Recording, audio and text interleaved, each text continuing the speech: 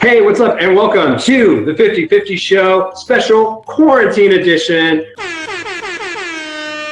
We're virtual, we're remote, along with a lot of you, but we're going to keep the momentum going because it's what we do here at the 50/50 Show, where we have half questions about the integration of sales and marketing and half questions that are completely irrelevant. We're really excited about our new digital virtual home setup. We're going to make it work like everybody else. Also excited to have our very special guest today, which is Miss Abbey Keane. So Abbey, really pumped to have you. Really excited to have you. You have been at JumpCrew even longer than I have, probably one of the longest tenured people here. So we're excited to learn a little bit more about that. We're also wearing the same swag. You're the first guest here where we're actually matching. I can't tell who's who. You just have better earrings than I do. So you know the format of the 50/50 Show. We're gonna keep the momentum going here. We're gonna cover some JumpCrew stuff, a little bit more about you. We're gonna try to get creative and make the most out of our current virtual situation, and then just try to have some fun in the process. And also, as are most people doing on Fridays when we're filming this, we're doing a little virtual happy hour. So cheers, Abby. Cheers to you. We're so classy. What's that? I know, right? So classy. Look at this. Yeah, I actually have a cheese tray over there as well. You weren't able to see it, but it's super fancy. So, Abby, tell us a little bit about you and your role at JumpCrew, and then just like anything else that we should know about Abbey Keane that will help us to get better acquainted with you. Cool. All right. Well, my name is Abbey Keane. I've been at JumpCrew for just about 3 years, which is really exciting. I'm originally from Chicago, moved to Nashville in the wake of a quarter-life crisis, stayed here because I found a great job at JumpCrew, love Nashville, love the community here. So my role at JumpCrew right now, I'm the director of strategic partnerships, which means that I focus on trying to identify new partners that JumpCrew can help with outsourced sales and marketing. So really what our mission is to help our clients acquire more customers. We do that through sales and marketing. So it's really fun being a sales professional and getting to sell sales all day long. I had a cool journey similarly to you, Jaren, at JumpCrew. Started off as an account executive, went over and helped spin up the client success department, which was a lot of fun. So I have a lot of empathy and love for the customer journey and customer experience. And then came back home where I belong to sales, middle of last year, and the team is crushing it. We have a lot of fun, and that's pretty much it. Anything else about Abbey Keane? I mean, one fun fact about me that's always my go-to is that I Irish danced for about 12 years. So that is my go-to party move. If you see me at JumpCrew, holiday parties, happy hours, I will Irish dance. Just give me 1 or 2 glasses of vino and I'm there. Well, we're halfway through 1 glass so far, so who knows what's going to happen with Irish dance. So what is Irish dancing? Like what is the main discipline of Irish dance? I've seen it a little bit, I think. It's like kind of just moving in place, right? A lot of movement from the kneecap, that kind of stuff.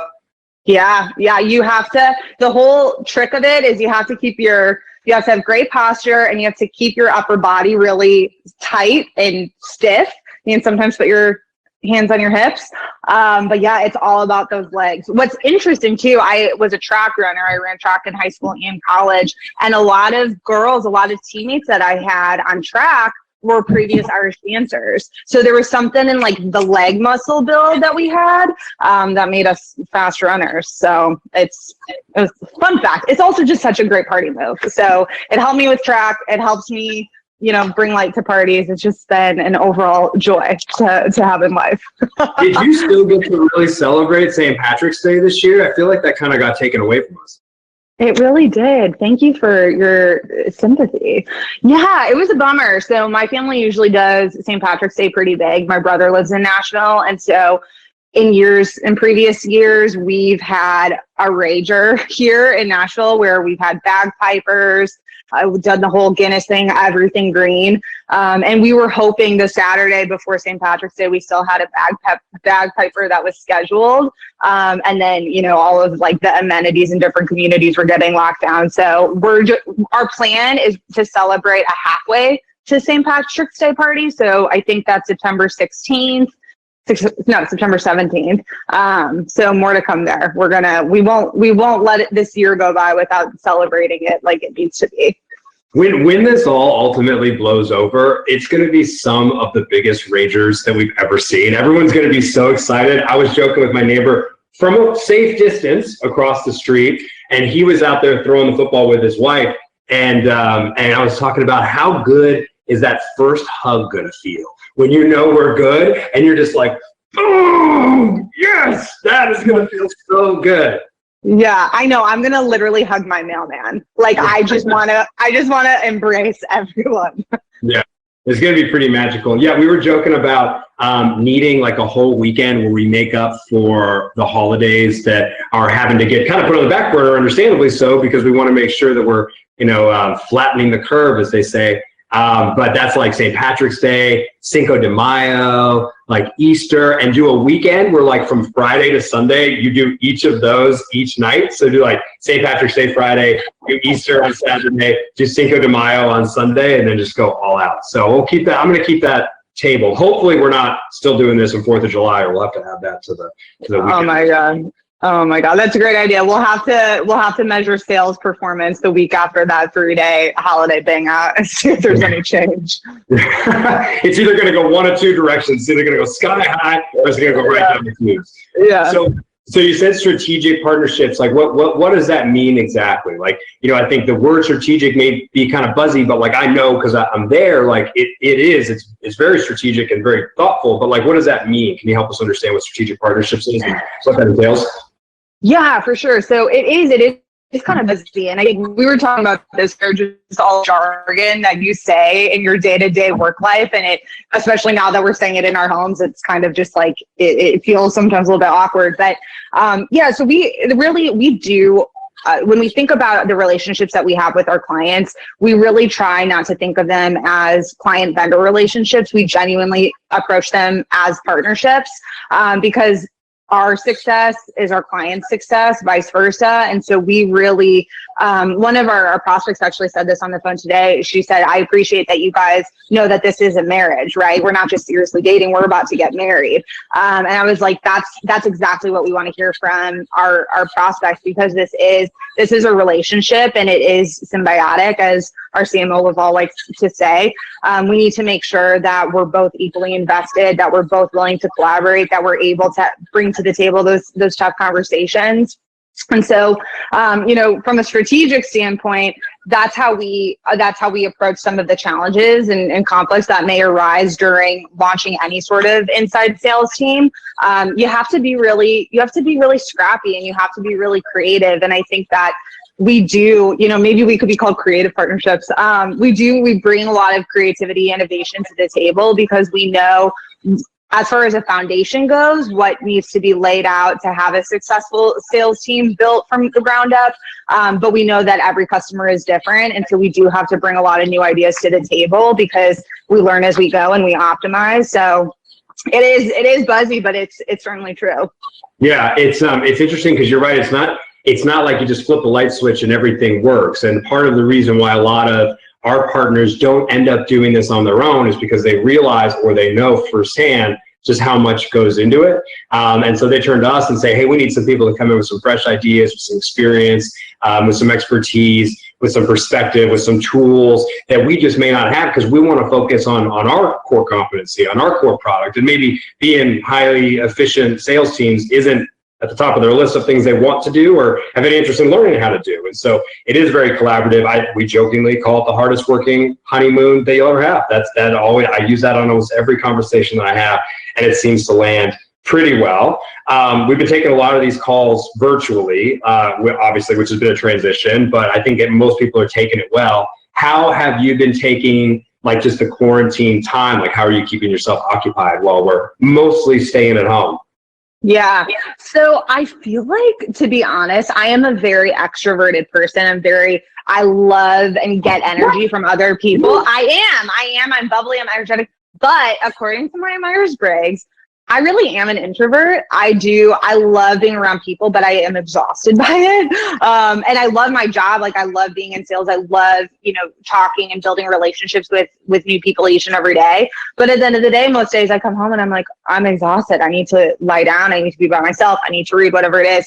So to be honest, the quarantine, I've appreciated. Like it hasn't been that bad. I miss hugging people. I've spent way too much time one-on-one with my dog. We're both starting to kind of annoy each other. But I think that this is what we're going through right now is such a unique and tragic moment in time. But I do think that there are a lot of underlying opportunities for us to just kind of reset and take a minute to slow down and, you know, be with yourself, be with your space. And I really tried to kind of embrace and lean into that. And I've also just watched way too much Netflix, but that's There's nothing wrong with that. Ozark season 3 came out today, and so that's what I'll be doing for the next 48 hours. So it's just fine.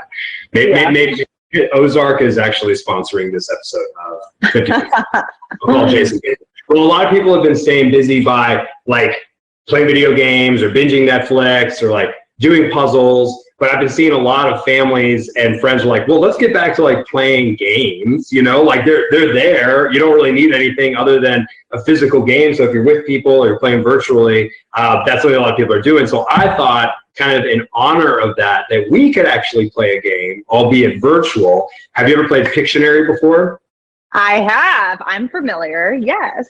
Great. So I found a Pictionary word generator. And so here's how this is going to work. I've shared the link with you, and we have set the setting for the word. There were 4 different options. There was easy, medium, hard, and very hard. And we've set the difficulty to very hard. And what we're going to do is we're going to randomly generate a word. And then once we get our word, we'll have 60 seconds or so to draw it. And then once it's done drawing, we're going to show our pictures and see if we can guess what the other one is. And we'll do a couple of rounds of that. Okay. So we can each go to the generator right now, and you're going to get a second to see your word. So go ahead and click the generator. Oh, geez. Oh my God. Okay. Oh, well, this isn't terrible. Okay, so I'm going to get prepped. I got my piece of paper here. I think you said that you have some paper ready to go. I do. So, I already started. Should I not start already? Oh, okay. All right, 1 second. Hold on. My marker's broke. Okay, here we go. Are you ready? I'm ready. 3, 2, 1, go.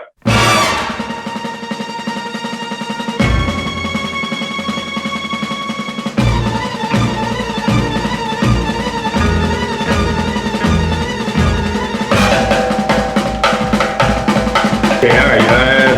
Time is up. Okay. All right. I think I'm ready. Okay, you get to go first. You're the guest, okay? Okay. You just show me your drawing. Okay. Just got a headband on. Just got a dress on. And I was going to say tightrope, but it almost looks more like a really long table. Am I even in the ballpark? You were in the ballpark with the first one. More in the ballpark. Is she a circus tightrope walker? Is it just one word?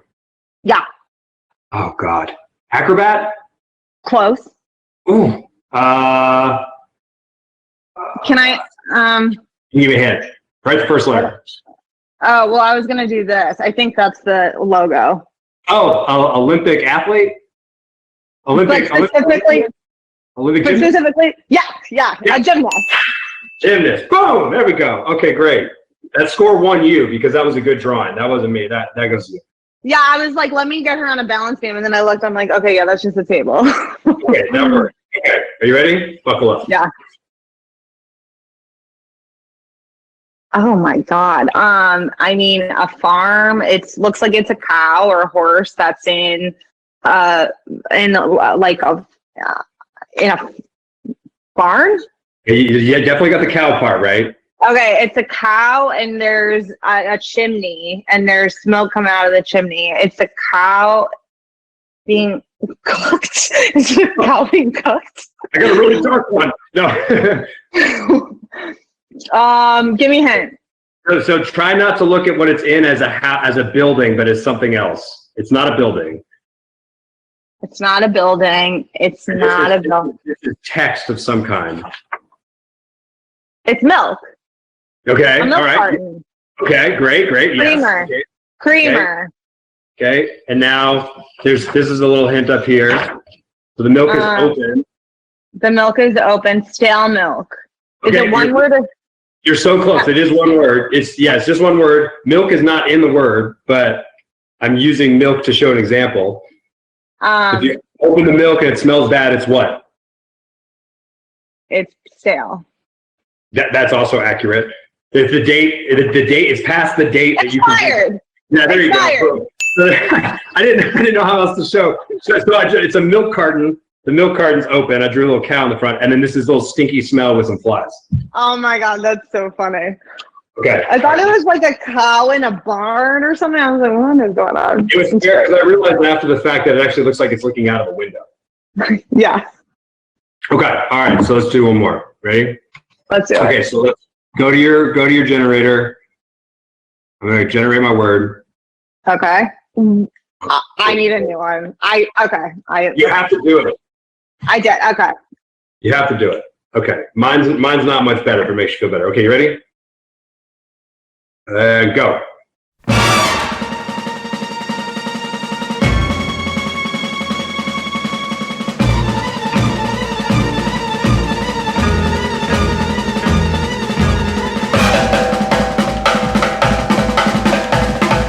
Okay.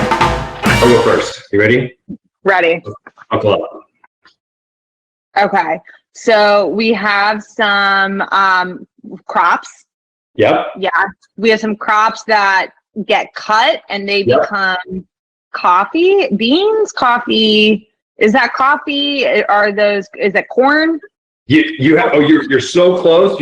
Coffee is not it, but you've got the process down. So you've got what's happening here. These become what in like their most raw form?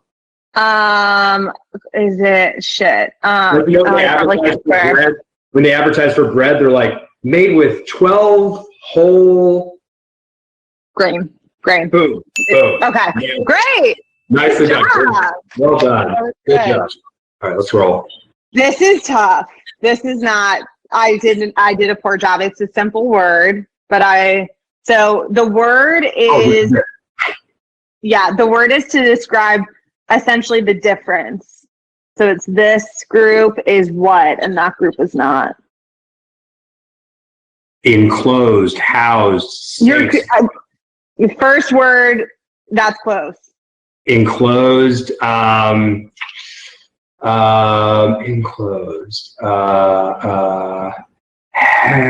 Is any part of the word that I said close, or the idea is close? The idea is really close. Enclosed. Contained. I guess that's like with people probably not the right word to use. Quarantine. Oh my God, it does look like social distancing.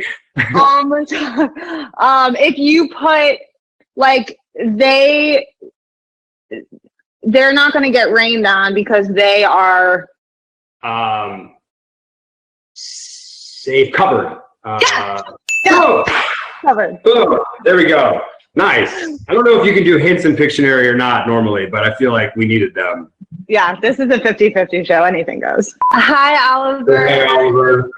It's so good to see you. And then they have these these actors that reenact it, but they are like hammer drunk. 50-50. 50-50. Okay. 50-50. Yeah, I was going to ask you guys what you were doing this weekend, but chances are pretty good you're going to be doing basically what you're doing right now. What could I do different? Like, what could I do this weekend that would be a change? And the only thing is like cleaning. The content gain during this whole experience has been amazing. Chin Chin, thank you for coming. Chin Chin, Chin Chin, Chin Chin, thank you. Chin Chin, guys. Chin Chin, Chin Chin, Chin. So then the last thing that I wanted to learn from your perspective is like, what have you seen makes like a really good partnership at JumpCrew? I think that you have a unique insight into this because you're working on it every single day. A partnership it's a two-way street. You mentioned symbiosis earlier. What have you seen helps to check the boxes and what we're looking for, and then what do our clients need to see out of us that helps them know, hey, this is going to be a really, really good fit? Because that's part of what you do on a daily basis is really just going through the motions of saying, like, are we fitting into these grooves here? Like, are these gears lining up, and is this engine going to move? I'd be curious if you think that there's anything that that you've seen makes a really good partnership for JumpCrew and the companies we work with.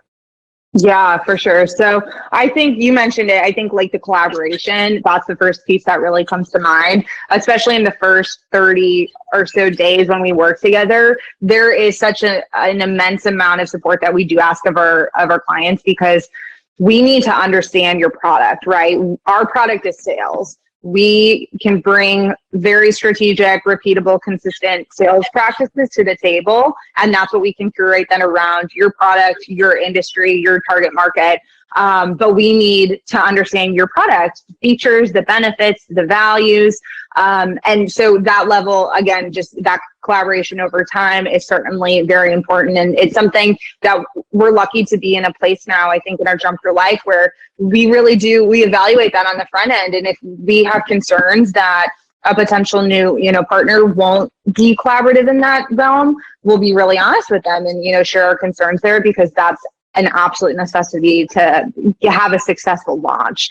Some other things, I think, we sometimes say that we are industry agnostic. I do believe that if one of our clients comes to us with a product that really fits into the market that they're trying to sell it into, and if they have any sort of historical data, great.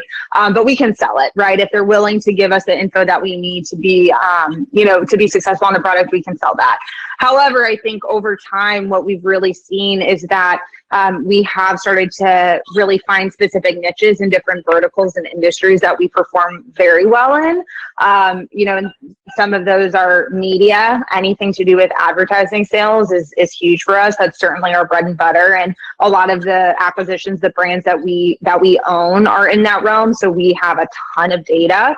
Any sort of technology products, SaaS platforms, that's really, really helpful. A lot of SaaS platforms more and more have a freemium model baked in where, you're trying to convert free users to paid. That's a dream all day long. And I think that media, so media, technology, and I think anything really to do with technology. Can you cut that out? Probably not. No, but it's true. I mean, technology now is so all-encompassing now. Because in almost any way, shape, or form, like we're doing it right now, like technology is what's driving literally everything that we do on a daily basis. And so in one way or another, it all integrates back to technology. Like I can't think of really a single partner of ours who isn't in some way, their product or service isn't in some way technology based. It's kind of the umbrella that covers those sub verticals. Is it technology for healthcare? Is it technology for automotive? Is it technology for media?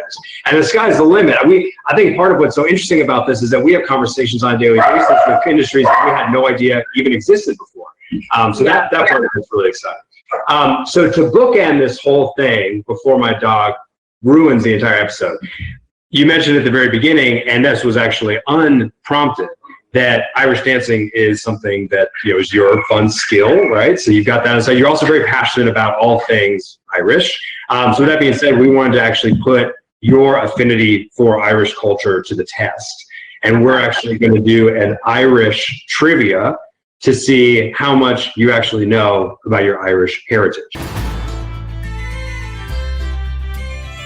Now, I did a lot of research, and there's some tough Irish trivia questions, so I tried to pull most of those out. We're not going to get into like a history lesson, but we're going to do some like high level, mostly generic Irish trivia and see how it goes. You cool with that? Let's do it. I'm so cool with it, and I hope that I don't disappoint my father. That's all I have to say. That was never my intention, but my gosh, that could be an unforeseen side effect of this show. This show is your relationship with your dad. Okay, here we go. Okay, so I'm going to blow through these pretty quickly. Okay, I'm going to give you just a couple of seconds to think about each one. Are you ready? Cool. All right. Question number one. What Irish city is the birthplace of the Titanic? It's not Belfast. I'm trying to think. Maybe it's, no. It is Belfast. You had it. You're good. One for one. Nicely done. Belfast. What HBO series is filmed in parts of Northern Ireland? What HBO series is filmed? Dragons. Game of Thrones. Boom. What day of the year do most Irish take down their Christmas decorations? St. Patrick's Day. January 6th, also known as Little Christmas. St. Patrick's Day. After Christmas, there's nothing to look forward to until St. Patrick's Day. Just leave it up. We can just bridge the gap between these two things. Really respect your commitment. What Irish tradition happens at 40-Foot Rock on Christmas Day? At 40-Foot Rock on Christmas Day, kiss the Blarney Stone. Close. Hundreds of people jump off the rock into the Irish Sea for charity. I'm going to give that one to you, though, because you did have the stone right. What was pounded on the door to chase away bad luck on New Year's? What was pounded on the door? I wanted to say sheep, like sheep on the door. The Great Sheep Massacre of New Year's. Yeah, what pounded on the door? Meat? I don't know. You're close. Cake or bread, some type of like baked good. So you have to. Nicely done. Okay. What is the second most popular language spoken in Ireland? I'm gonna say German. Gaelic. You had the first letter right. Oh, well done. Gaelic. Okay. Yeah. Oh God, my God. He's so disappointed. German. He's literally okay. Go on. This is fine. I'm just getting. Common language spoken in Ireland. German. What are the national colors of Ireland? Oh well, green, white, orange. National colors of Ireland are actually blue and green. What? Yeah, I had no idea. Aaron, where is your sources? I have my sources. What is Ireland's top export? What is Ireland's top export? Potatoes. Pharmaceuticals. Almost got it. Same thing. What is Paddy, Shanahan's, and Bushmills? What are those? Pubs. You're in the ballpark. So what's something that would be served at a pub? A beer. Hard alcohol. A whiskey. An Irish whiskey. There you go. Only a couple more. What are the two currencies used in Ireland? Euros. Oh, nice. And euros and Guinness. And toilet paper. Yeah. Pound sterling. Oh, pounds. Okay, that makes sense. Yep. Okay, how many provinces are there in Ireland? Ooh, I would say 8. Half that, 4. What is, I don't know, Abby, what is Ireland's national flower? I don't know. The tulip? It's a shamrock, Abby. Oh my God. Abby, it's a shamrock. That one was. Sure. Oh boy. I'm going to be exiled from my family. I hope that you know what you've just done. I promise that this wasn't supposed to be a gotcha type situation. I thought that one, if anything else, I put it at the end so no matter what happened, we could just bring it all home. And I think that was it. That was the last question. That was so painful, and I hope that you do put on the end of this, like, have my face and put that gotcha logo, and I'll send that to my family, and everybody can start to question if I'm truly Irish or not, because I'm questioning it right now. Yeah. Well, we've learned a lot about you on this episode, specifically the fact that you've been lying this whole time about your Irish heritage. So, well, either way, we appreciate you joining the show, Abby. Miss seeing you in person, as I'm sure we all do. And I hope that you had a fun time and that you're going to have a great weekend. And thank you, those of you who are watching, for joining our first virtual episode of 50/50 Show. Look forward to seeing you next week. Thanks, Jaren.